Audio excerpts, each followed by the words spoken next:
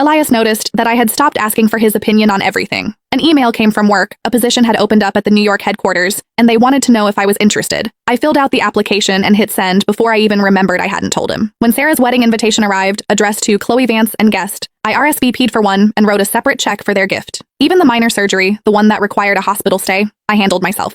I found a specialist, dealt with the insurance pre-approval, and scheduled the procedure all on my own. Elias was a surgeon. When he found out, he frowned. "You're sick? Why didn't you tell me?" The words slipped out before I could stop them. "I handled it. Don't worry." As soon as I said it, we both froze. Just 2 weeks ago, I was the clingy girlfriend who would text him photos of dresses and salads, agonizing over what to wear on a date or what dressing would make me fat. "This one or this one? Is this vinaigrette going to kill my diet?" He used to answer. Then his replies became a curt, "Either one is fine," and eventually, he just left me on red. I thought he was just busy, until I realized he wasn't like that with everyone. For instance, with Lily, the daughter of his late mentor who he'd been asked to look after. "The surgery is tomorrow?" The attending physician handed me the clipboard, his tone routine. "Dr. Mercer is still out of town for a conference. If you'd like to wait for him, we can reschedule." "No," I said. "Tomorrow is fine." The doctor just nodded, asking no more questions. As I walked out of the office, 2 people came down the hallway. Elias was pulling a suitcase, looking like he'd come straight to the hospital from the airport. Lily followed him, wearing a black cashmere coat over her scrubs, the Burberry one I'd given Elias for our 3rd anniversary. Elias saw me and his brow furrowed. "What are you doing here? Sick again?" That word, again, stung like a needle. He snatched the papers from my hand, his eyes scanning them with a flicker of annoyance. "I have things to do tomorrow. This isn't an emergency. We can do it when I have time." "Don't worry about it," I said. "I've already handled it." He looked taken aback.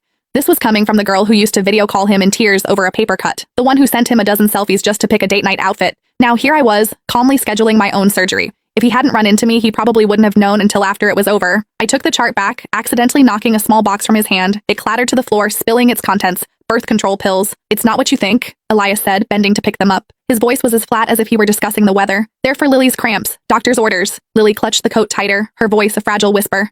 "I'm so sorry, Chloe. It's all my fault. My anxiety has been so bad lately. I can't sleep. I can't focus. Elias is the only one who understands.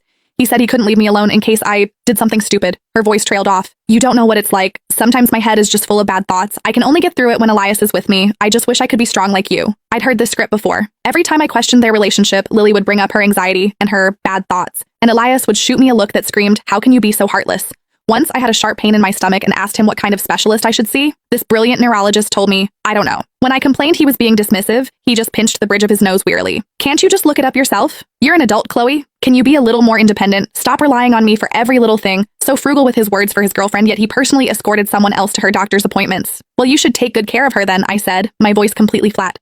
"After all, her mental health is much more important than my surgery, right?" Lily's face flushed. "Chloe, that's not what I meant." "Are you still mad?" Elias cut her off, his eyes fixed on me. "Just because I didn't tell you I was going out of town?"